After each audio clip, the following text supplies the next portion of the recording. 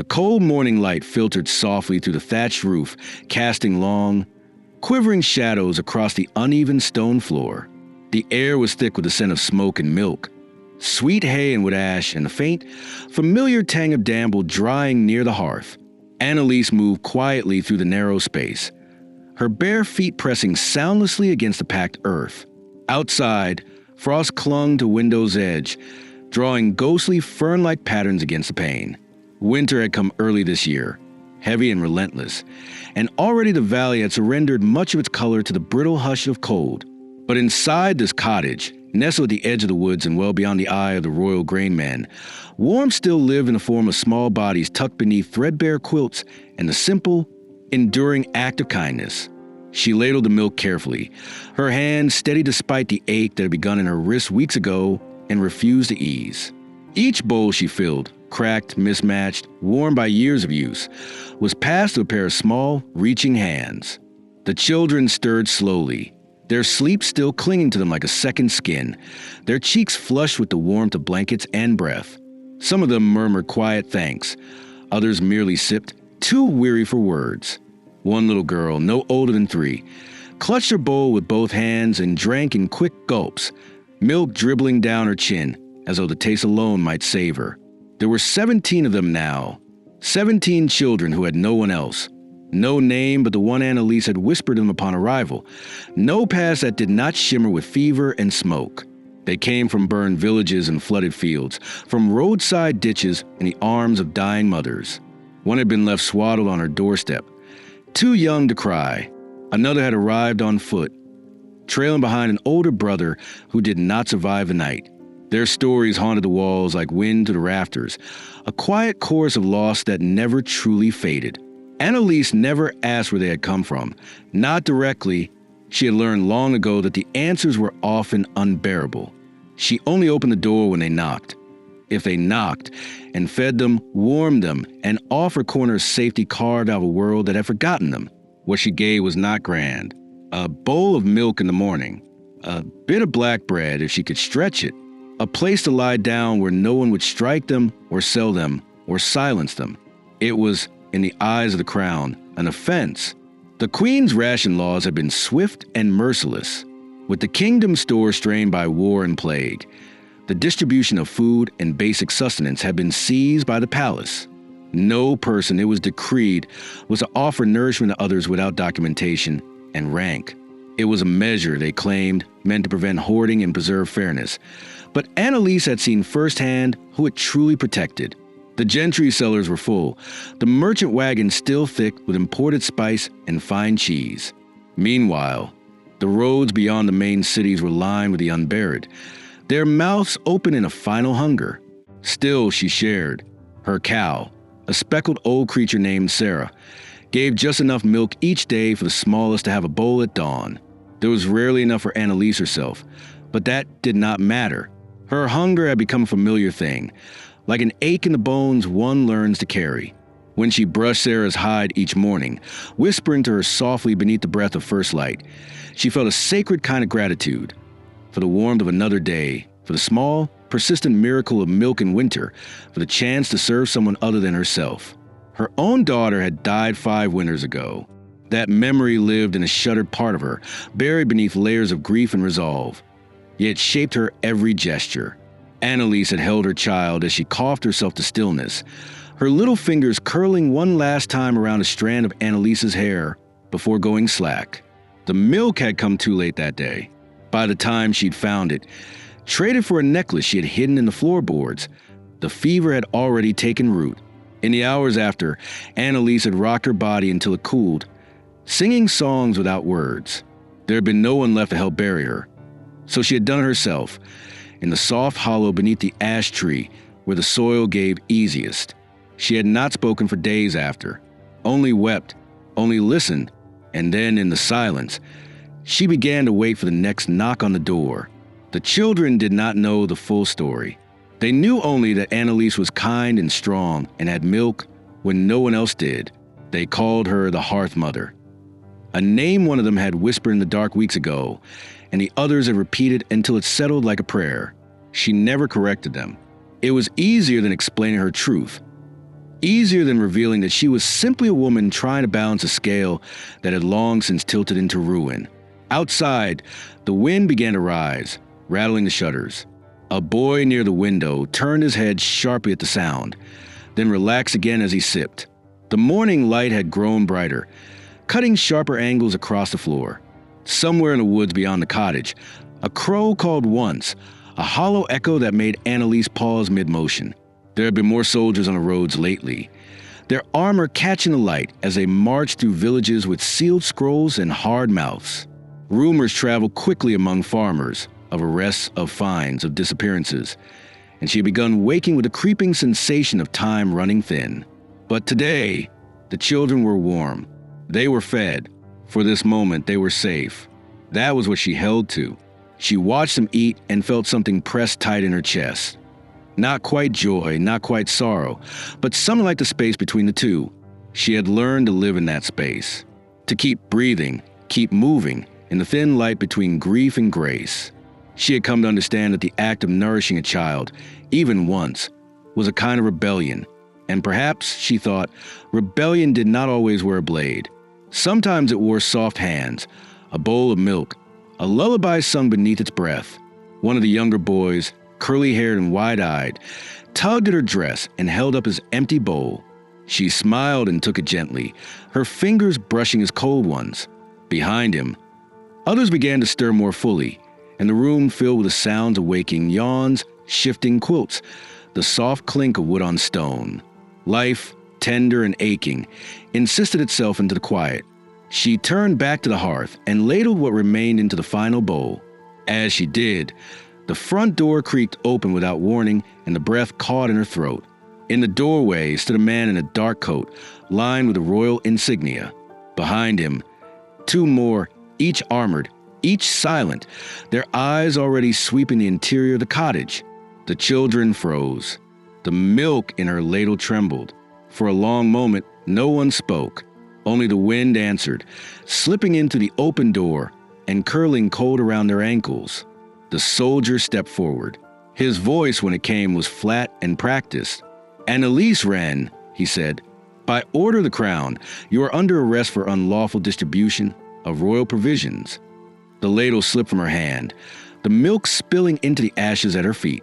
The iron clamped around her wrist with a final, echoing click that seemed to ring louder than the soldier's command. Cold, unyielding metal, not yet rusted by weather or softened by time, big against the fine bones just above her hands, where her skin was still pink from early morning hearthwork. Annalise did not speak. Her tongue felt thick in her mouth, not from fear, but from a kind of mute disbelief, the kind that rises in moments when the world makes no room for truth. Around her, the children did not cry. They simply watched, still clutching their bowls, their silence more piercing than any weeping. The guards moved with the practiced efficiency of those who had done this many times before. One began inspecting the room, overturning crates of potatoes, kicking through quilts and baskets, prodding the ash beneath the hearth where a handful of smuggled oats might be hidden. Another tore through the shelves with gloved hands, knocking over jars of herbs, a folded shawl, the few personal belongings Annalise still allowed herself to keep near. Her heart did not leap at the invasion. It burned, slow and steady, like the final ember in a fire refusing to die. "Where's the documentation for your provisions?" the first soldier demanded, his tone one of ritual rather than curiosity. He did not expect an answer, and Annalise offered none. He turned toward the children then, his voice rising slightly, his presence casting a long shadow across their small, still forms. "None of you are registered. This is unlawful gathering, unlawful custody, harboring dependents without title, feeding without a permit. That alone carries weight." His words did not belong in this cottage. They belonged in courtrooms on parchment, spoken by men who had never heard a child cry from hunger. They sounded like foreign things spoken over something sacred. Annalise's jaw tightened, but her gaze remained steady. She would not beg, not in front of the children, especially not now. The bindings around her wrists were pulled tighter as the soldier began to lead her out, but she turned once, slowly, her eyes searching the room until they landed on the smallest girl, the one with ash-colored curls and a faint scar at the corner of her mouth. "Lyria," The child stared at her, as though trying to understand how the woman who had held her through fever, who had taught her to hum to the bees and warm her feet with hot stones, could be taken like a thief. Annalise gave her the faintest nod, a gesture made more of breath than movement. It was not a goodbye, just a promise that nothing was over yet. The morning had not broken fully when they dragged her outside. Frost crusted the brown grasses that lined the path toward the cart, which waited with its wheels half buried in mud. Beyond the trees, the faint pink edge of dawn had begun to warm the sky, but no bird sang. The cold wind cut through her dress, lifting its hem slightly and slicing through the wool with the intimacy of something long familiar. She shivered, but not from the cold. Her body remembered other mornings like this, mornings when soldiers came for neighbors, when barns were emptied, when the silence that followed tasted of smoke and salt. They did not cover her head, but they might as well have. No one dared speak as the cart creaked through the sleeping villages. A few early risers looked up from their doorsteps, eyes narrowing, mouths pressed into tight lines. No one dared approach. Annalise saw the face of a woman she had once helped carry firewood home through a snowstorm. Now that same woman pulled her shawl tighter and turned away. One man spat in the dirt as the cart passed. None of them knew what she had done. All they knew was that she had been taken, and that was enough to shift her, in their eyes, into something dangerous. The city gates loomed ahead by mid-morning, flanked by two guards whose expressions held no more compassion than the stone lions carved into the arch. The car did not stop. It rattled straight through, wheels clattering over cobblestone slick with last night's frost. The scent of smoke was stronger here, mingled with horse dung, coal soot, and the faint rot of fish from the riverside markets. Everything was louder in the city. The clang of blacksmiths, the cries of beggars, the clipped barks of guards herding foot traffic into tighter lanes. They took her past the palace gates, but not inside them, steering the cart toward the lower compound where the prison sprawled beneath layers of stone and shadow. Its outer walls were thick, pockmarked with age and ash stains, its windows too narrow for any sun to pass through cleanly. A place not built for reform but containment. A place not meant to forget, but to erase. Inside, she was led down a series of narrow corridors where torches guttered against the damp. The smell struck her first, mildew and iron, the earthy breath of centuries of human despair. The floor was slick beneath her shoes. Her footsteps echoed. Her arms ached. When they finally opened the door to her cell, she did not resist. There was no need. Resistance would not save her now, and surrender did not mean defeat. Not for her. The door closed with definitive boom, and in that sound, Annalise felt the first moment of true stillness. The cell was small, carved entirely of stone, with a single wooden bench bolted to the far wall, and a narrow slit high above that allowed in a sliver of gray light. There was no bed, no blanket, only a cracked bowl and a pail. She sat slowly, wincing as the iron cut deeper into her wrists. A guard came minutes later to remove them, but he offered no water, no word, no glance of pity. Time lost its shape in that room. Hours folded into one another, long and indistinct. Hunger came, but it was nothing new. Thirst followed. Then sleep, fitful and shallow, with dreams filled not with freedom but fragments. Lyria's laugh, the weight of Sarah's head against her shoulder, the scent of the birch trees in the clearing behind the cottage. She woke to the sound of rats scrabbling through the cracks and the wind howling through unseen vents. She watched that single bar of light on the floor, tracing its slow crawl along the stone like the hand of a clock, without meaning. At some point, whether it was the second day or the fourth, she could not tell, she wept, not because she feared death, that had always been a possibility in the quiet work she did. No, she wept for the milk that had been spilled, for the children she had not been able to say goodbye to, for the ache in her chest that no hunger could ever match. She wept for the injustice of a world where feeding a child was a crime, and for the part of her that still hoped such a world could change. And when the tears ended, when her throat was raw and her body hollowed out by grief, she whispered the only thing she could. Their names. 17 names. 17 voices she had promised to protect, now echoing softly against the stone like a prayer she refused to let die. Later, when the door opened again and a man in royal livery stepped inside with a scroll and a sealed letter, she did not stand. She only raised her head. His face was pale with something not quite urgency, not quite fear. He held the letter as though it burned. "The Queen," he said, his voice faltering for just a moment. "The Queen's child has fallen ill. There is no wet nurse who can keep her. They say the child will not survive another night." Annalise stared at him, the light catching in her eyes, glinting not with hope, but with something older, something deeper. She did not speak.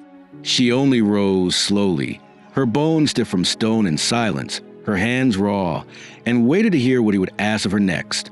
The corridors of the palace whispered with footsteps muffled by thick rugs and guarded by silence. Servants passed like shadows along the stone walls veined with gold leaf, their eyes lowered, their mouths tight. No one lingered. No one laughed. The usual hum of regal life. The clatter of silver, the rustle of silk, the faint scent of violet water drifting through the arches had been replaced by a taut stillness, as if even the grand chandeliers above dared not sway. Something unseen and powerful had entered these halls, and it moved not with fanfare, but with dread. At the heart of the Queen's private wing, past a dozen doors and heavy velvet drapes, lay the royal nursery. The room had once been a place of soft music and warm firelight, crafted with obsessive care by the hand of artisans who had never known hunger. The cradle was carved of silver birch and inlaid with mother of pearl. The linens were stitched with swan feathers and rose threads from a distant kingdom. Along the walls, painted clouds curved across a pale blue ceiling, where cherubs hovered over imagined fields of wheat. It was a room built to welcome a child into a world of softness, of safety, of divine inheritance. But now, the cradle sat untouched. The fire burned low, and on the nursing chair beside the hearth, the Queen cradled a bundle of silk and fever.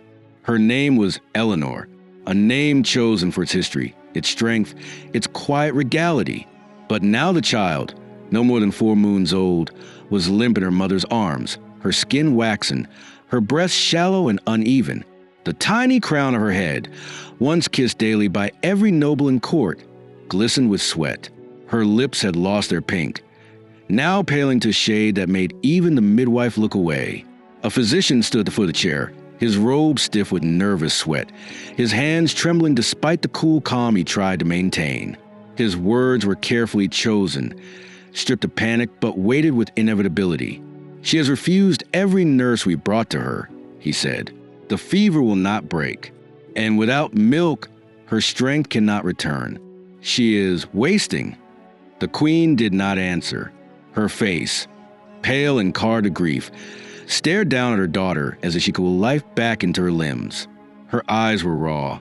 She had not slept. Her silk gown hung loose at her collarbones, unbuttoned in haste or despair, and the crown she had worn for birth now sat half forgotten on a table near the hearth. She held her daughter with the hollow stillness of someone who had screamed everything she could and found no echo in return. Behind her, the chamberlain stepped forward. His voice, though measured, carried the urgency the others dared not show. "Your Majesty, the search has failed. The common wet nurses fear contagion. The noble ones are weak from their own childbirth. No one remains. But..." He hesitated, one step too close to a precipice he was not sure he had permission to cross. "But there is a woman," he said, "arrested this morning in the southern province for unlawful distribution. A widow. She was found nursing the children of the orphanstead, 17 of them. The report suggests she is strong, that she is able." The Queen looked up then, slowly, her eyes sharpening beneath the weight of her grief. Her voice, when it came, cracked like a thread pulled too tight. "A criminal. She is not dangerous," the physician interjected gently. "Only desperate. But what she has done, it shows vitality. And if the child receives milk within the next few hours, she may yet." "She may not," the Queen whispered. Then louder, "She may not." The silence that followed was immense. Outside the chamber, orders were barked. The prison gate opened. Annalise was brought through the corridors with no time to wash, no time to rest. She wore the same rough dress, now crusted with the dust of the cell, and though they offered her a cloak, she refused it. She did not want the warmth of these walls. She did not trust it. She moved to the palace like a wound brought to court, her back straight, her gaze forward, and behind her eyes, a storm that neither shackles nor title could restrain. Her footsteps made no sound on the carpeted floors, but every servant she passed turned to look, not with disdain, not with scorn, but with the breathless curiosity of those who had never seen such defiance clothed in such calm.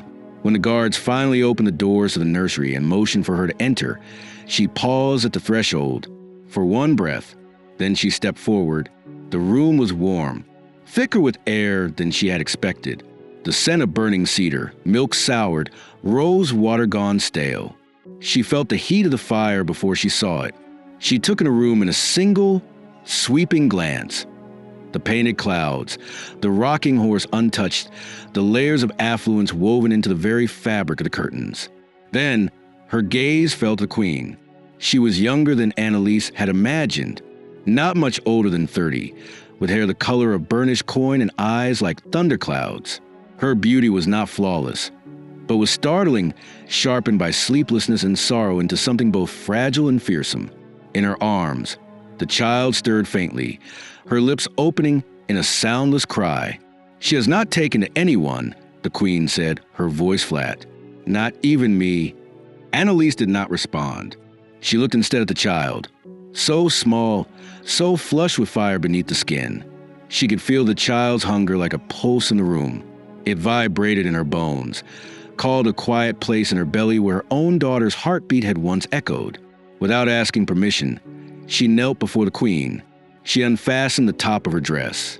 Her hands trembled, not from fear, but from memory, from the long, aching muscle of a motherhood that never left you, even when the child had. The queen hesitated, her arms tightening protectively. But Annalise met her eyes, and in that moment, the queen seemed to see something she had not expected. Something not deferential, not servile, but deeply, painfully human. Slowly, she handed the child over. The weight of the infant in her arms stole the breath from Annalise's lungs. She had not held a baby in 5 years. Not since her own. Not since fever turned breath to silence. She adjusted her position, cradled the baby against her skin, and prayed, to whom she did not know, that the child would take. It was not immediate.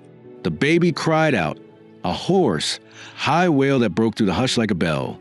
For a second, Annalise feared the worst. But then the small mouth searched, fumbled, latched, a suckle, then another, and with it, silence. Blessed silence. Annalise closed her eyes.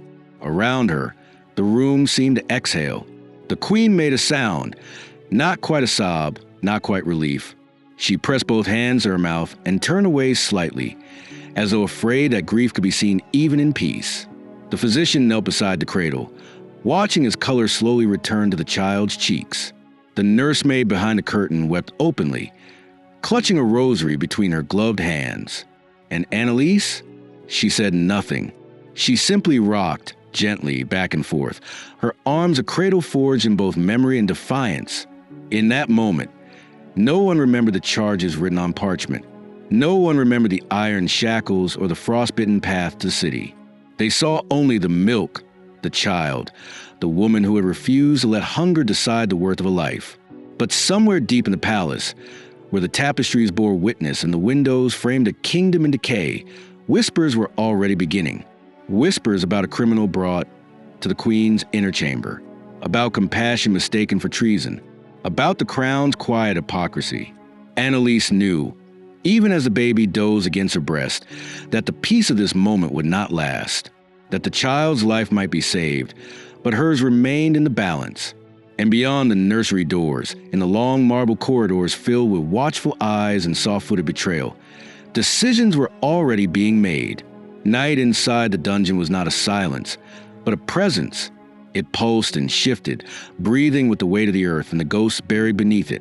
Annalise sat on the stone bench once more, her arms aching from where they had held the queen's daughter just hours before, her breasts heavy with milk that had nowhere else to go.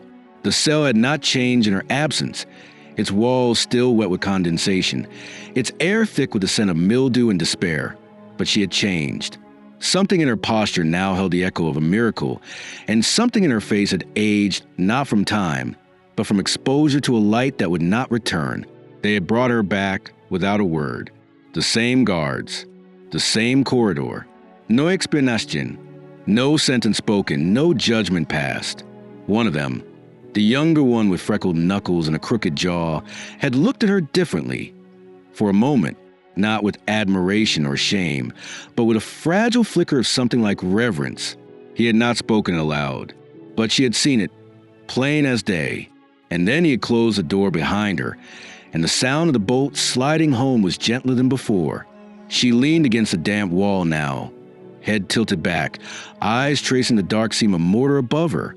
She could still smell the child, that warm, sweet, slightly sour scent that clung to the skin and hair of the living. She had breathed it in like holy smoke when she rocked her. Eleanor, they had called her, listened to her suckle, felt the flutter of her heartbeat beneath her own. For one blessed hour, there had been no prison, no ration laws, no line between queen and milkmaid. There had only been need and the answering of it. But that hour was over.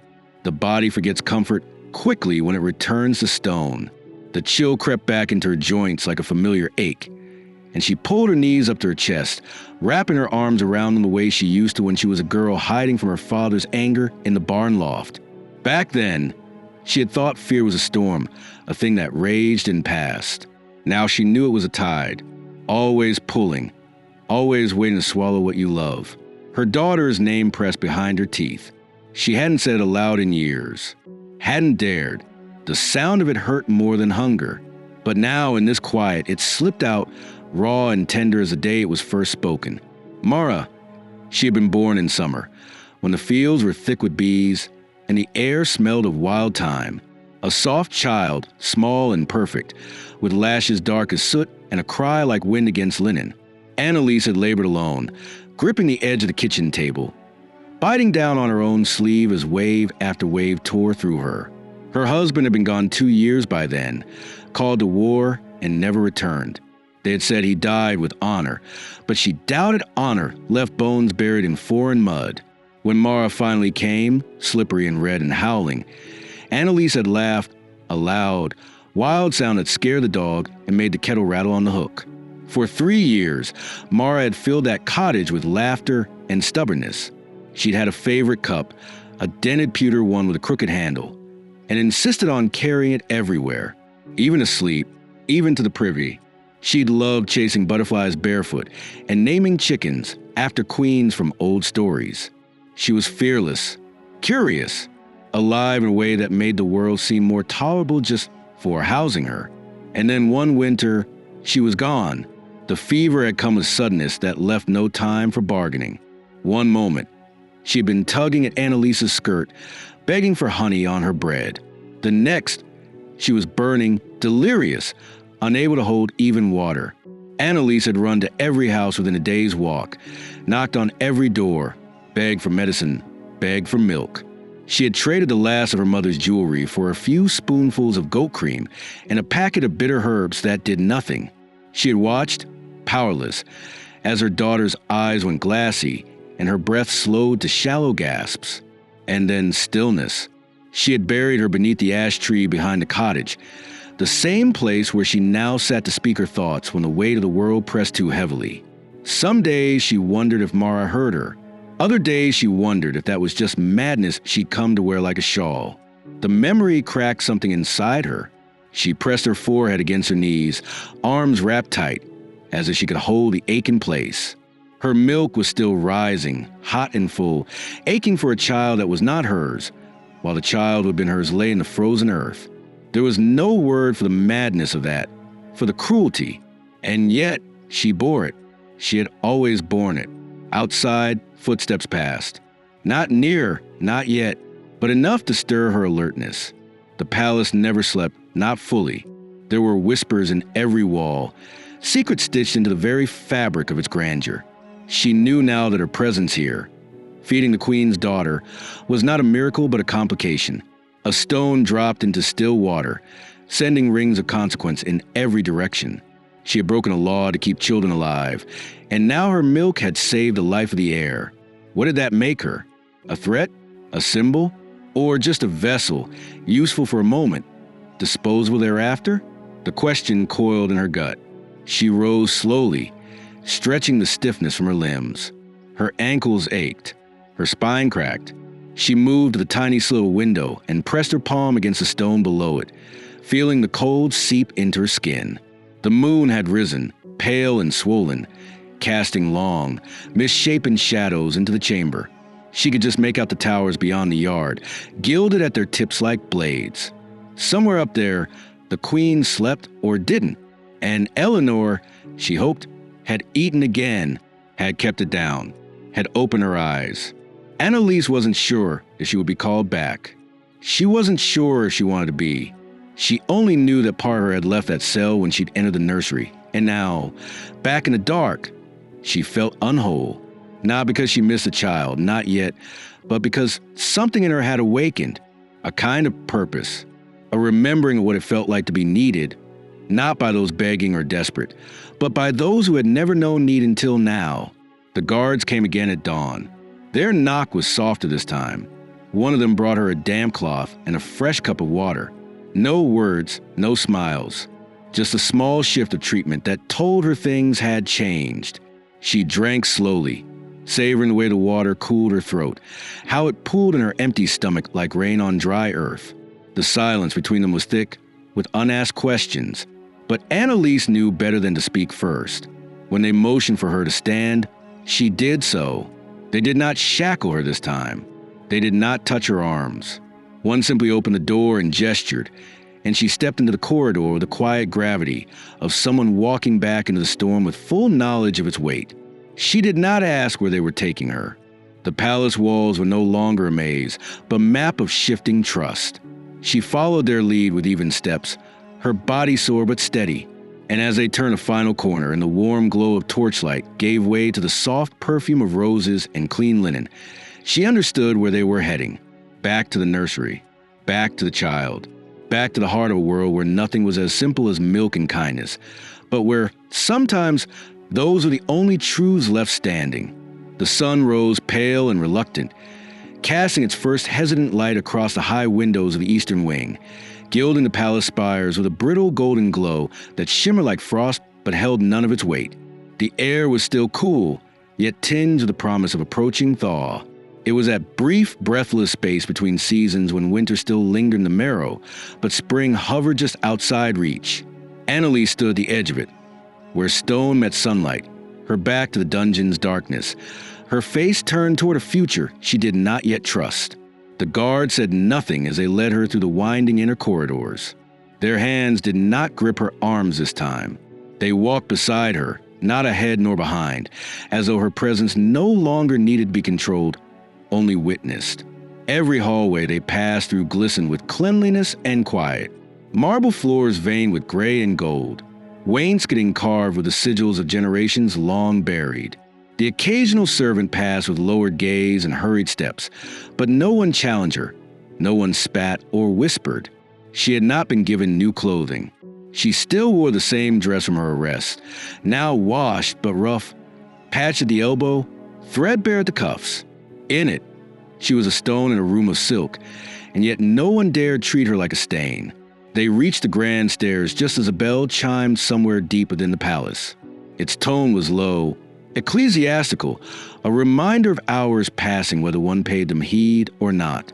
Annalise ascended slowly, her bare hand trailing the railing polished smooth by centuries of power. Each step felt like entering not just another level of the palace, but another world, one in which she did not belong, yet was summoned nonetheless. At the top of the stairs, a wide corridor opened, flanked with stained glass windows that caught the sun and fractured across the marble like pieces of a broken jewel. Servants waited in corners. Guards nodded once, barely perceptible as she passed. And ahead, standing beneath an arch framed with laurel and blue silk, was a nursemaid. Her name was Bryony. Not young, not old, with the steady hands of someone who had spent decades delivering children from one breath to the next. She stepped forward with calm composure and gave a single curt nod to the guards, who peeled away without a word. Then she turned to Annalise and looked at her directly, without fear or curiosity, only a quiet recognition. "She is waiting," Bryony said softly, her voice like linen folded neatly. She woke 3 times in the night, fuss, but fed again before dawn. You calmed her. Annalise didn't speak. Her throat was tight, not with nerves, but something stranger, an emotion she couldn't name. Not pride, not fear. Something that hovered between the two, like smoke rising between walls. She nodded once, and Bryony turned, leading her down a smaller hallway draped in thick tapestries. This wing, it seemed, had been silenced for the child's sake. There were no musicians here, no chattering pages, or scent of game stew wafting from the kitchens. Only the faint scent of lavender and burning beeswax, and the hush of breath held for too long. The nursery doors were open without ceremony. Inside, the light was soft and golden, filtered through muslin curtains. The fire had been restoked, crackling in the hearth, casting warm shadows along the walls. In the cradle beside the fire, Queen Eleanor lay swaddled, her small limbs moving fitfully, her lips puckering slightly in the dreamless state of a fed infant, and beside her, seated upright in a high-backed chair carved with elder leaves and lions, sat the queen. She looked different in the daylight. Her crown was gone, replaced with a simple braid coiled tight at her nape. Her gown was still royal, but less ostentatious, as though the early hour demanded something closer to honesty. Her face was pale, but no longer brittle. There was a steadiness in her posture that had not been present the day before. She held her daughter's swaddled form with both hands, not like a queen guarding her heir, but like a woman holding the only thing she had left to lose. When Annalise entered, their eyes met, and in that meeting, something shifted.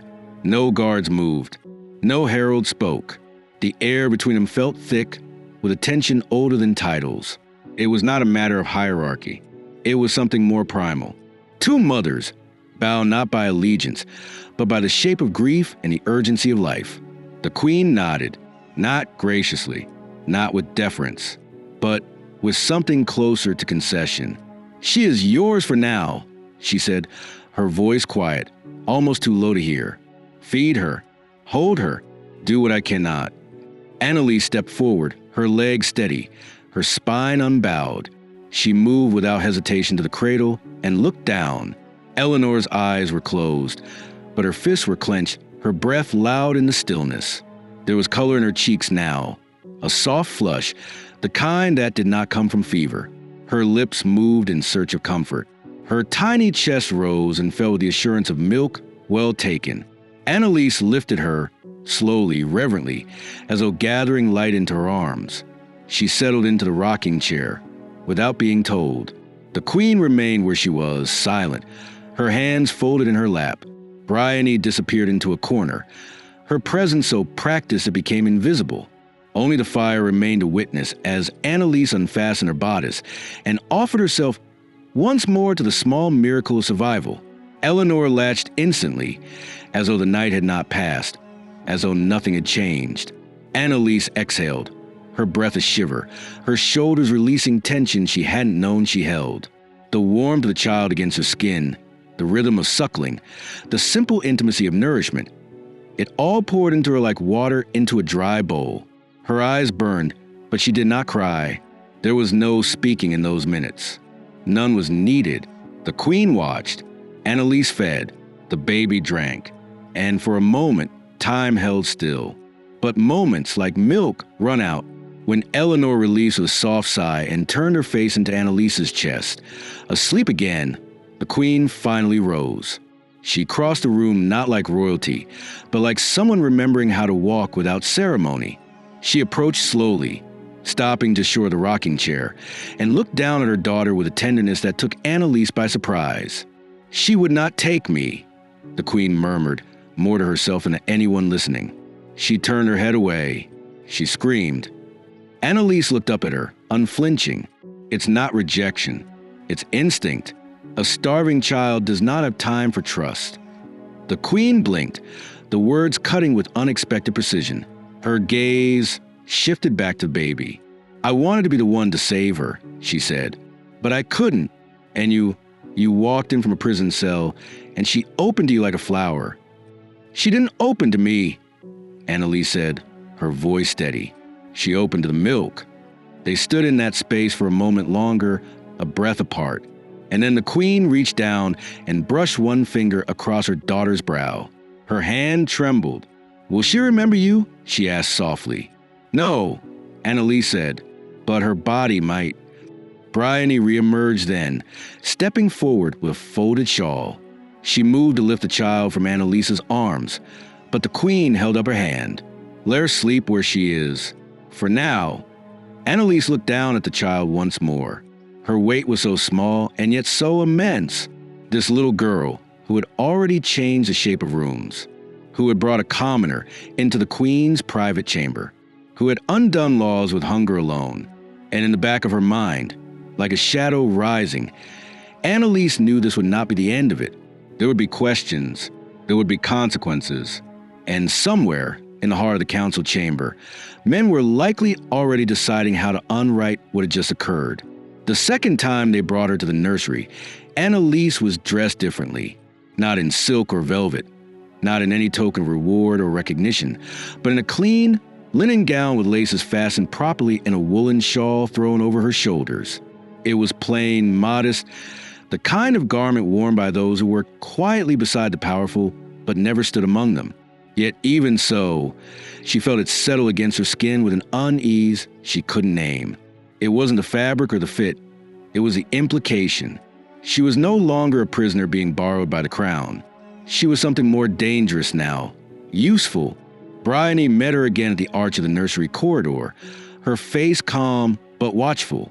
This time, she did not speak. She merely turned and led the way through a familiar draped passage, where warm air and silence had become constant companions. The scent of beeswax and rosewater lingered, though fainter now, replaced subtly by milk and the gentle rot of long-burning logs. Servants nodded and moved aside without hesitation. No one dared interrupt. The castle had become acutely aware of the boundary that surrounded the queen's chambers, a new border not of stone or guard posts, but of tension. Somewhere beyond these walls, the court murmured, but here, everything held its breath. The nursery was brighter than before, the curtains drawn just enough to let in slanted morning light that danced across the cradle and the little cloth animals resting on its edge. The queen was not seated today. She stood by the window, her hands clasped behind her back, her expression distant as she watched a pair of starlings hop across the ledge. She did not turn when Annalise entered. Instead, she spoke to glass. "She is stronger," she said, her voice low and careful, as if strength itself might be spooked away by being spoken of too loudly. The physician said her lungs are clearing. Her skin has regained its color. She smiles in her sleep. Annalise said nothing in response. She moved to the rocker, set her shawl aside, and reached gently into the cradle. Eleanor stirred at once, as though pulled by gravity, by some inner compass that even she, so newly born, understood instinctively. Her small hands opened and closed against the air.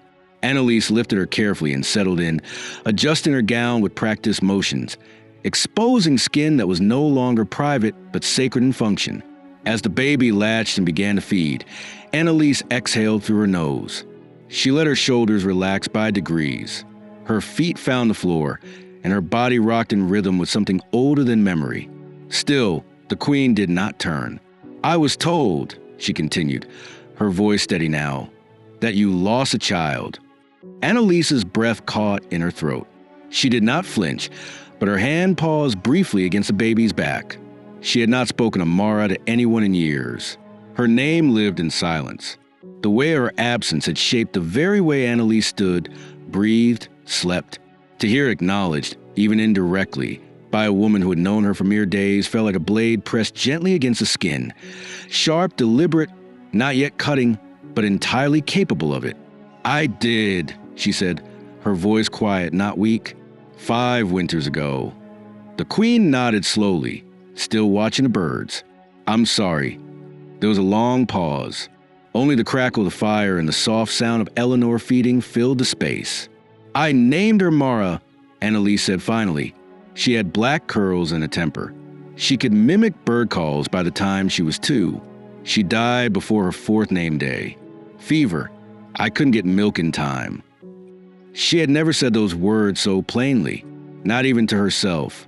They lived usually in the muscles of her back, in the calluses on her hands, in the hollows beneath her eyes. Now, spoken, they hung in the air like vapor.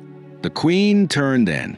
Her face was unreadable, not cold, not soft, just suspended between two instincts. She stepped slowly away from the window and crossed the cradle, placing her hand lightly on the carved edge. Her gaze dropped to her daughter, then rose again to meet Annalise's eyes.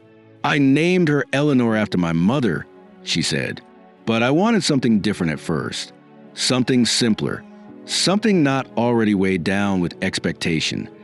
Why didn't you choose it?" "Because this is not a life where simplicity survives." They held one another's gaze for a long moment. In it, something like an understanding flickered, not friendship, not yet, but the knowledge of mutual sacrifice, the shared experience of placing one's entire soul into a child too fragile to hold it, of giving everything, knowing it may not be enough. "I envy you," the queen said suddenly, her voice tinged with something too complex to name. Annalise raised her eyebrows slightly, not in disbelief, but in a quiet challenge. "Why?" "You know how to hold her." Annalise looked down at the baby in her arms. Eleanor had fed well, her eyelids fluttered in the way of infants beginning to drift, her breath evening into small, warm puffs against the bare skin of Annalise's chest. "She knows how to be held," Annalise replied. "I'll only follow her lead." The queen turned away, but not before something passed through her face. A momentary crack in the regal calm, a glimpse of pain that no throne could mask. She walked to a small writing desk in the corner and picked up a sealed envelope, holding it between two fingers. "This is your pardon," she said without ceremony. "Signed by my hand. You are no longer under arrest, no longer a warded crown." Annalise blinked, her stomach tightening. She had not expected it, had not asked for it, and yet, hearing it spoken brought no relief, only unease. "What am I, then?" The queen did not answer. She placed the envelope on the desk and returned to the hearth, standing above them both. "You may remain here if you choose. As her nurse, you will be housed, paid, and protected. You will have access to everything she requires. And if you leave, you leave." The words were clean, final, but beneath them lay the tension of something left unspoken. A cord not cut, but stretched. Annalise looked down at the baby. Her hand moved instinctively to tuck a curl behind the infant's tiny ear. She did not speak, not right away. She knew the queen had not offered this out of generosity. It was necessity, perhaps gratitude, perhaps even guilt, but not trust. Not yet. The fire popped in the grate, scattering sparks against the grate. Bryony stepped forward and reached for Eleanor. This time, Annalise allowed it. She handed the baby over slowly, carefully, watching the way the queen's eyes followed the motion, as though afraid something might go wrong in the handoff. But Eleanor slept through it all, secure in the arms of women bound not by station but by devotion. As she adjusted her gown, retied the laces, and pulled her shawl across her shoulders, Annalise felt a new weight settle in her chest. The child had lived. For now, the queen had pardoned her. For now, but nothing had been resolved. Not truly. Outside this warm, firelit chamber, laws remained unchallenged. Children remained cold, and she had seen what the court could do to those who disrupted its comfort. When she stood, she did not thank the queen. She did not bow. She simply said, "She'll need feeding again by evening. Let her sleep for now." And with that, she turned and walked to the door, her steps as sure as if they belonged to someone born to these halls. The days that followed unfolded like pages half burned, tangible yet precarious, each moment sustained with the knowledge that all of it could still be lost. Within the nursery, time moved in a rhythm dictated not by bells or politics, but by the rise and fall of Eleanor's breath. She grew stronger. Her cries shifted from strained gasps to lusty protests. Her eyes no longer clouded but keen, restless, unblinking. She drank with vigor now, pulling at Annalise's breast with a hunger that was no longer about survival but demand. Her cheeks rounded, her limbs plumped. She laughed for the first time one morning as Bryony traced a finger across her belly, a sound so pure it stopped every hand in the room. Even the queen, standing in the doorway, turned her face toward the sound as though it were a bird returned too early from winter. Annalise remained. She had not answered the queen's offer with words.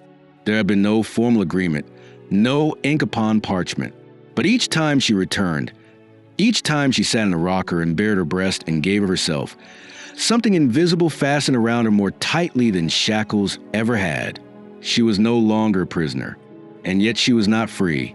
She lived now in a liminal space, neither servant nor guest, cradled in the unspoken bargain between the throne and her own maternal longing. She was the queen's solution, the baby's anchor, the court's problem. In the corridors outside the nursery, whispers bloomed like mold in damp corners. Courtiers spoke with veiled glances and tongues pressed against teeth. The woman from the orphanstead, the lawbreaker, the wet nurse with milk like a miracle. Some called her a godsend. Others called her a mistake too dangerous to reward. Either way, her presence stirred the air of the palace into unrest. The laws she had broken still held. The children she had nursed still starved beyond the gates. Her existence now was both proof of the crown's mercy and evidence of its hypocrisy. It was late one afternoon, while storm clouds brooded above the hills and the hearth in the nursery burned low, that the first confrontation came. The queen was away in council. Bryony had left to prepare linen. Annalise sat alone by the cradle, humming softly as Eleanor dozed against her chest, the warmth of the baby sinking into her bones like an old remembered song. The door opened without warning. The man who entered did not wear armor, but his presence was that of a soldier. His robes were dark blue, edged in silver thread, a sigil stitched just below the shoulder, the mark of the Lord Chancellor. He was tall, severe, his brow lined not by age but by conviction. His eyes held no warmth, no curiosity, only calculation.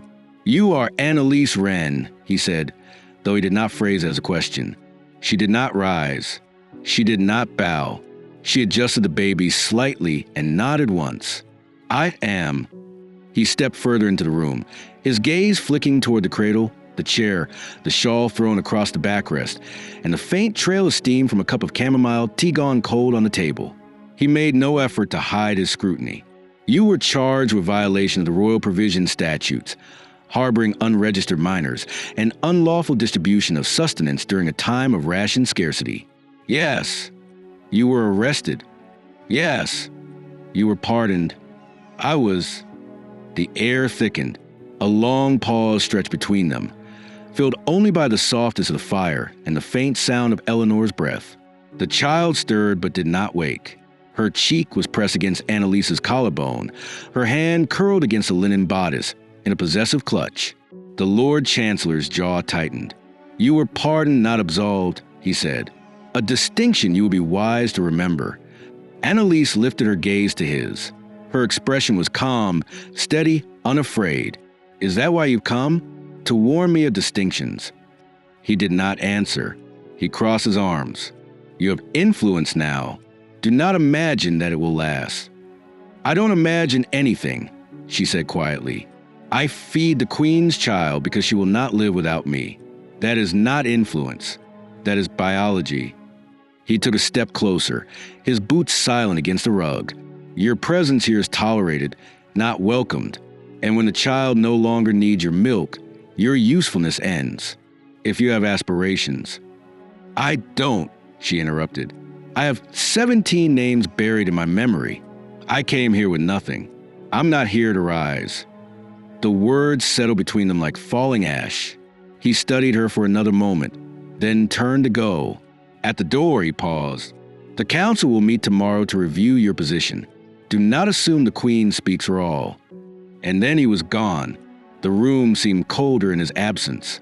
Annalise looked down at Eleanor, who had begun to stir in earnest now, her mouth seeking. She shifted her slightly, let her latch again, and resumed the soft rhythm of rocking. Her hands did not tremble. Her heartbeat did not race.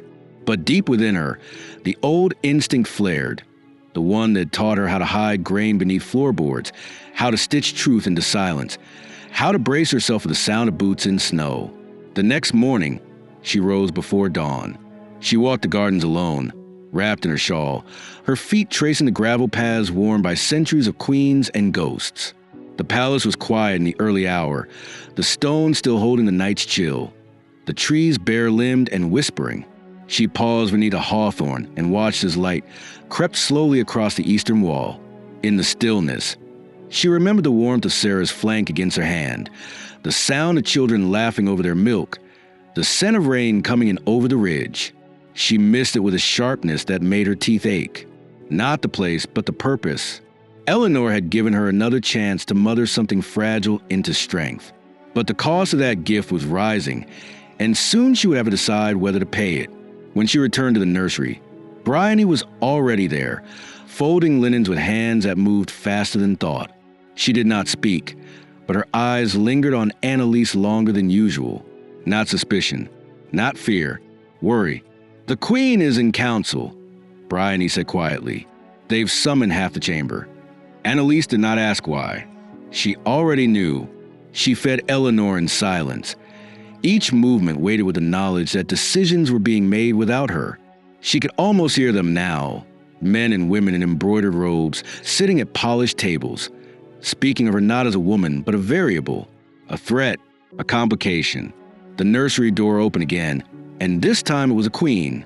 She looked tired, not disheveled, never that, but frayed at the edges. Her eyes were shadowed. Her posture held not grief, but burden. She came to stand near the rocker, watching as Annalise guided the child to her shoulder, rubbing small circles against her back. "They're restless," the queen said softly. "The council? I know. They think I've handed power to a peasant. Have you?" The queen gave a bitter smile. "I've handed survival to one." Eleanor hiccuped once, then settled again, her small body warm against Annalise's skin. The queen reached out then, slowly, hesitantly, and touched her daughter's foot through the blanket. "They want me to replace you. Find a noble woman with milk, someone proper. Is there one?" "No." Annalise said nothing. She adjusted the blanket and kissed Eleanor's forehead. The baby's skin was soft with health now, her cheeks round, her hair beginning to curl against her scalp. She looked nothing like the withered child Annalise had first held, the one on the edge of life. "She knows me," Annalise said quietly. "Her body knows me. That will not be undone by silk and titles." "No," the queen said, her voice barely audible. "It won't." Outside, thunder rumbled low across the hills. The wind picked up, pressing against the window panes with sudden force. The fire hissed as a downdraft slipped through the flue. Somewhere in the palace, a door slammed. And beneath it all, a question waited, silent, unanswered, inevitable. The sky above the palace was heavy with rain when the council's verdict came. It did not arrive with ceremony, nor was it spoken aloud in the nursery, where Annalise sat once again with the child pressed to her skin, her body already so attuned to Eleanor's needs that she barely registered the ache in her shoulders or the weariness that had begun to hollow out her limbs. The rain came down in sheets, streaking the windows, beating the stones with the fury of withheld judgment. The queen entered the room with soaked hems and clenched fists, and in the taut set of her mouth, Annalise read everything before a single word was spoken. "They will allow it," the queen said, her voice hard, clipped, restrained by the force of will it took to remain sovereign in the face of compromise. "You may remain, you may nurse her, but only so long as no further claim is made." Annalise raised her eyes, meeting the queen's gaze with quiet steadiness. "What claim?" The queen did not answer right away. She moved to the hearth, dragging off her gloves with trembling fingers, then crouched by the fire, as though heat might soften the cold that had clearly settled into her bones. Her voice, when it returned, was lower now, laced with something less controlled. "They believe you seek something," she said. "Position, reward, influence. They say I've grown soft, that you bewitch me with charity. They want it in writing, that when the child is weaned, you'll go, that you won't ask for land or title or shelter, not even coin." The baby stirred in Annalise's arms. Her lips worked sleepily against the air, her small hand curling in the fold of Annalise's gown. Outside, Thunder cracked like a whip across the hills, and a gust of wind slammed against the panes with a howl so sharp it made Bryony, in the corner, glance up in reflex. The queen remained kneeling, her head bowed slightly toward the fire, and Annalise knew that for all her steel, the woman was being split open by this. "I never asked to stay," Annalise said. "I never asked for anything but a place to feed a hungry child. And yet you become part of her," the queen replied, lifting her head. Her face looked older in the firelight. "Not aged, but weighted. She wakes crying your name. Not mine. She reaches for you in the dark. She doesn't know names yet," Annalise said gently. "She knows comfort," the queen said, "and she doesn't find it in me." The honesty in the words left the room hollow for a moment. Neither woman moved. The fire cracked, casting dancing shadows across the pale walls and the infant's sleeping face. Annalise smoothed her hand down Eleanor's back, her thumb following the soft ridges of spine that marked the narrow divide between strength and fragility. The warmth of the child sank deeper into her, mixing with the ache she carried every time she thought of Mara, of the 17 faces left behind, of the soft weight of need that never went away, even when your arms were full. "I won't sign anything," Annalise said, her voice soft but firm. "Not because I want a place in court, but because I know what happens when a woman's value is tied to a single act." The queen rose then, slowly, her fingers curling around the mantle as she stood. Her expression was unreadable, carved into calm. "And what do you propose instead?" Annalise adjusted the child and met her gaze. "You gave me a pardon. Let that be enough. You gave me shelter. Let it mean something. If you want me to stay until she's weaned, I will. But I will not vanish to soothe the discomfort of men who have never held a child while it screamed for milk." The queen said nothing for a long time. The silence was long enough that Bryony began to fold linen just to fill it, her hands moving in practiced rhythm, fabric whispering against fabric like rain against leaves. At last, the queen crossed the room and sat across from Annalise, not as ruler to subject, but as woman to woman. "I have to live with them," she said, her voice low, "and they will not forget this." "Neither will I," Annalise said, "but I'll carry it differently." The queen nodded once, slowly. "They'll demand a compromise." "Then give them one," Annalise replied. "Let them see me as your servant, if it buys you time. Let them call me what they need to call me. But don't sign away my right to decide where I go or who I become when this child no longer needs me." Outside, the rain softened, tapering into a gentle patter against the eaves. The queen looked down at Eleanor, who had begun to snore faintly, her breath catching in tiny hiccups. Her hand reached out, hesitated, then rested lightly on the child's foot. "I don't know if she will forgive me," she said. "When she's older, she will," Annalise said, not with certainty, but with hope. The queen looked up at her, and for the first time since their meeting, Annalise saw not the monarch, not the guardian of a nation, but mother, one who had failed in some ways, who had succeeded in others, who was learning in real time that love could not be decreed. It had to be earned, fed, kept warm. Bryony brought tea then and bread, and they ate in silence, not as equals, but not as strangers either. The baby slept through it all, content in the arms that knew her weight best. When the hour grew late and the queen was called away again, summoned to another chamber, another petition, another fire put out, Annalise remained. In the days that followed, she noticed a shift. No one questioned her presence anymore, not aloud. The guards nodded. The chambermaids brought extra cloth without being told. Even the Lord Chancellor, when passing her in the hall, gave a thin-lipped nod that meant nothing but admitted everything. She was still tolerated. But now, she was also observed. One evening, as she walked to the gallery leading back to her quarters, she saw her name inscribed for the first time on a formal ledger, a line inked in the scrawl of a steward's hand. Aren, wet nurse to Her Majesty's daughter. Just a name and a title. But it sat like a stone in her chest. Not because it reduced her, but because it made her real in their world. She stood before it for a long moment, her fingers brushing the page. And then she turned, shawl drawn tightly around her shoulders, and returned to the nursery, where Eleanor waited in her cradle, murmuring softly in her sleep, her small face bathed in moonlight. They came to her in pairs at first, quiet women in gray wool and threadbare shoes, their eyes lined not by age but by years of watching others eat before them. They came with shoulders drawn in and palms open, led through servants' corridors and side gates, escorted by guards who did not speak. They were not brought into the palace. They were brought just near enough, into the garden's edge, to the stone-walled grove where the frost took longest to melt and the grass stayed greener than anywhere else on the estate.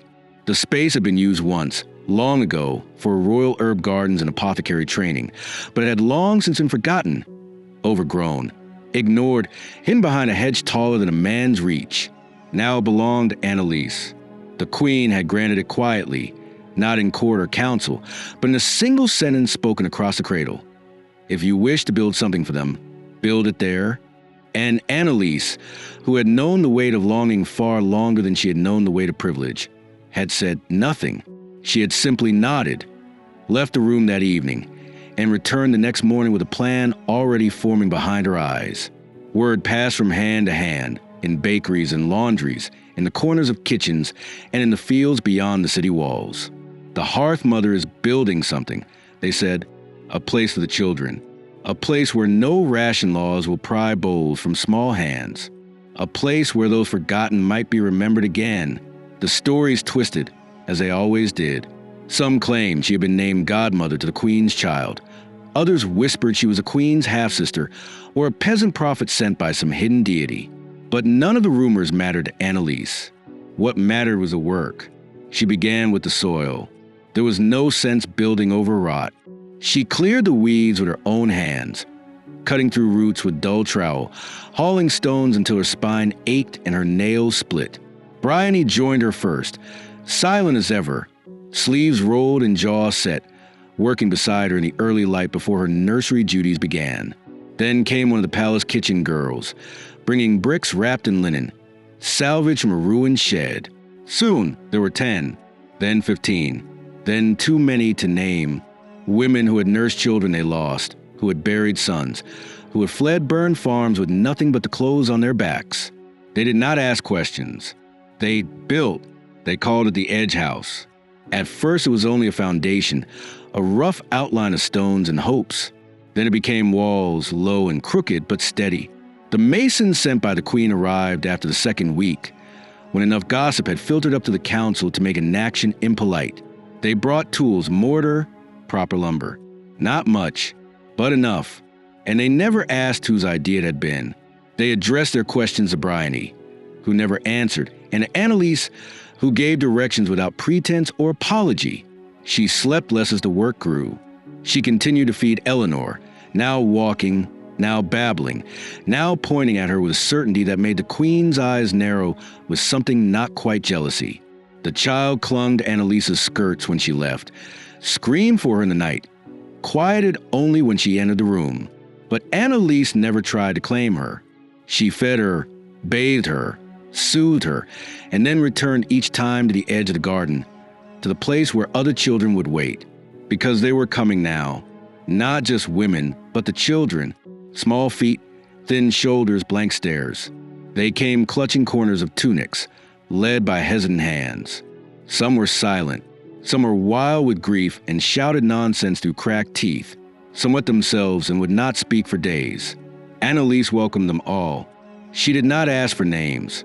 She gave them each a ribbon and a bowl and a place to sleep, and after a week, she let them choose their own names if they wished. Many did. They slept in rows at first, on mats of straw and old fabric, until beds could be carved. They shared one hearth. They shared the milk she still gave, now less often, but always enough to give to the smallest. And they began slowly to laugh. She planted herbs between the stone paths, lavender to calm the ones who screamed in the dark, chamomile for fever, mint for belly aches. The queen sent fabric, needles, dried fruit, and 2 nurses whose pay she covered from her private purse. She did not visit, but her seal arrived often, on orders for wood, on letters to silence any official complaint. One morning, Annalise found a crate of toys at the garden's gate. Wooden animals, dolls with button eyes, blocks carved with letters. No note, but she knew who had sent them. It was not a sanctuary yet. There were nights when lice spread, when a child vanished back into the city and returned bloodied. There were disputes, thefts, shoves, hair pulled in silence. But there was also music now. A broken fiddle played by a boy who never spoke, a chorus of clapping hands during meal times. The kind of songs born not from joy, but from endurance. That was enough. The council still watched. They did not forbid it, but they asked questions behind doors and over wine about boundaries and intentions. What did she want? Why here? Why her? They wanted to believe she was building a nest for ambition. They could not understand a woman who built simply because it hurt not to. A woman who had known what it meant to be silenced and chose, instead of bitterness, a structure where others might speak. Annalise ignored them. She walked the rows each dusk, checking the beds, feeling the breath of 30 children rising and falling like waves in the quiet. She stitched their shirts. She taught them to knead dough. She taught them to make warmth when the fire went low. And each morning, she returned to the nursery to feed Eleanor, who no longer nursed from her body, but from her presence alone. The child no longer needed milk, but she needed something else still. Annalise could not name it. She only answered it. One evening, as the last fire in Edge House guttered low, and the oldest girl, a flame-haired child who called herself Juniper, tucked the smallest beneath a quilt, Annalise sat outside the door, watching smoke rise into the violet dusk. Her hands were cracked. Her spine ached. Her knees would never be what they were, but her chest was full in a way no coin or decree could ever fill. The queen approached silently from a hedge. She wore no crown, only a deep blue cloak, hood drawn low, no guards. Annalise stood. The queen said nothing at first. She looked past Annalise, toward the house, toward the silhouettes pressed against the glowing windows. They're saying I built a village, Annalise said, quiet. They're saying you're building a revolution. The two women stood in the chill air, breathing the same sharp wind. And are they right? The queen asked. Annalise looked at her. Her voice did not shake. I'm building a place where no child waits to be deemed worthy of help. If that's a revolution, so be it. The queen nodded, slowly, her face unreadable, but her hands clenched at her sides. I can't protect you forever. I know, but I can hold the door a little longer. They stood together until the cold grew too deep to ignore, and behind them, through the fog of night and the breath of sleeping children, something vast and quiet began to take root. 5 years passed in the quiet way that change often does, not as thunder or ceremony, but as a slow weaving of days into something that holds. The Edge House no longer looked like a place built from scraps. It had grown brick by brick into a small, sturdy world of its own, with a second building now beside it for older children, and a garden wide enough to grow roots that stretched into spring. It had been roofed again twice, repaired after storms, blessed by priests and spit on by nobles. It stood, not because it was protected, but because it had proven itself necessary. That was how permanence lived in such places, not through favor, but through stubborn use. Children had come and gone. Some stayed for months, others for years. Some left with mothers who returned for them once they had found work or safety. Others were adopted into homes around the city, often by women who had helped raise them beneath the flickering light of Edge House's low hearths. One or two had died, as children do in a world that still punished the fragile. Their graves were marked with simple wooden plaques, the names they had chosen carved with care. Juniper, the flame-haired girl, was 17 now and tall as a grown woman, with shoulders strong from chopping wood and hands callous from bread making. She led morning chores, managed the milk rations, and was learning to write letters for the younger ones. She had become the bones of the place. Annalise had not left. She could have. The queen had offered her coin and land, had even written her name into a list of those to be formally recognized by the crown for acts of public virtue. But Annalise had refused all of it except the coin, which she spent only on seed, shoes, and sheets.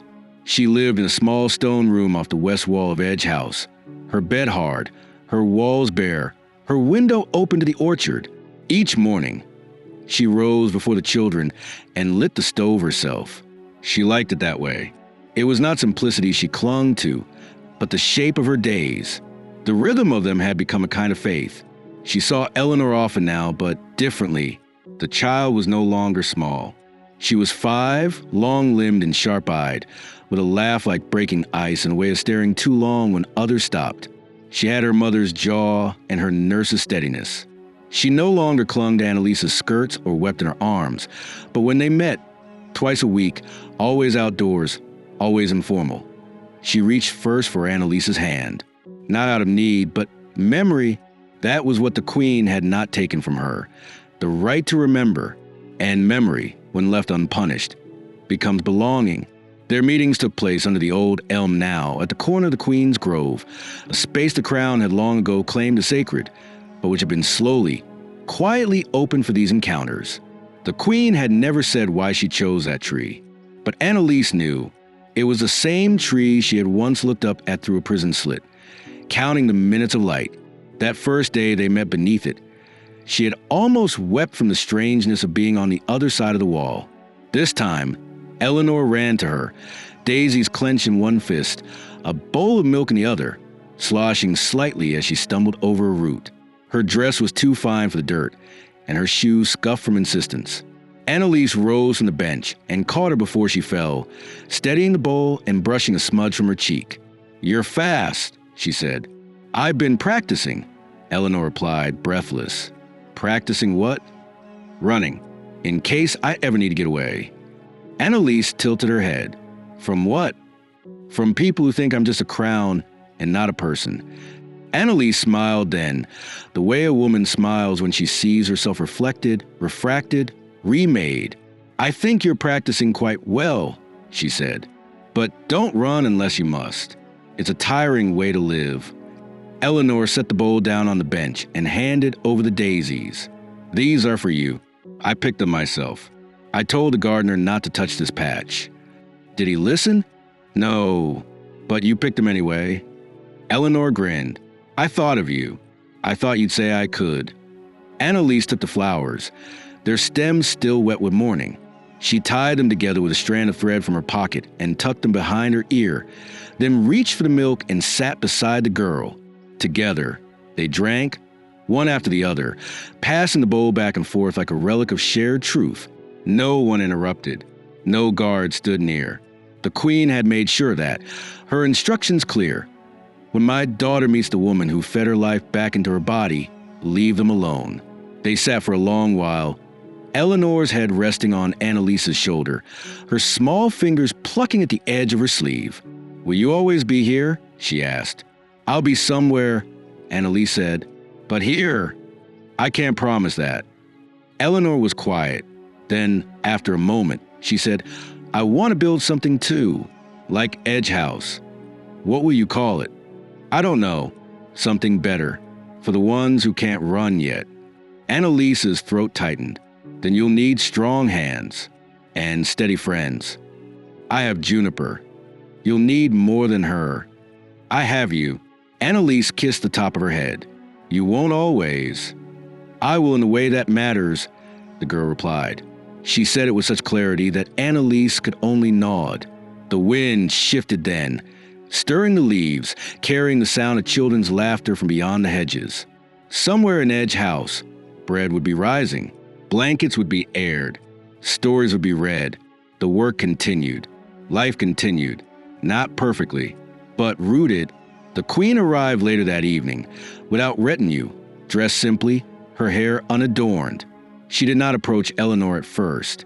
She stood at the edge of the grove and watched her daughter lean into the woman who had once risked prison for the right to give milk to orphans. She said nothing as Annalise handed the child over. She only held Eleanor close, kissed her hair, and met Annalise's eyes for one long, silent moment. There was nothing to say anymore. The world had already been remade by smaller acts than words. Later that night, Annalise sat at her window, candle burning low, the daisies now pressed between the pages of her ledger. She opened it to a blank page and wrote the date, nothing more. She didn't need to write what had happened. It lived now in the walls, in the trees, in the children who no longer flinched at footsteps. Beyond the orchard, bells began to toll, not in warning, not in grief, but in the slow, rhythmic chime of hour turning. She listened, hand resting on the page, and let herself imagine the sound reaching all the way to the place where Mara was buried. She hoped it did. She hoped her daughter, wherever she might be, heard the chime and knew that something had been salvaged. That love had found a way back. And as she leaned back in her chair, letting the darkness settle gently into the corners of the room, Annalise Wren did not feel like a criminal or a servant or a savior. She felt, for the first time, simply and wholly like a woman who had kept her promise.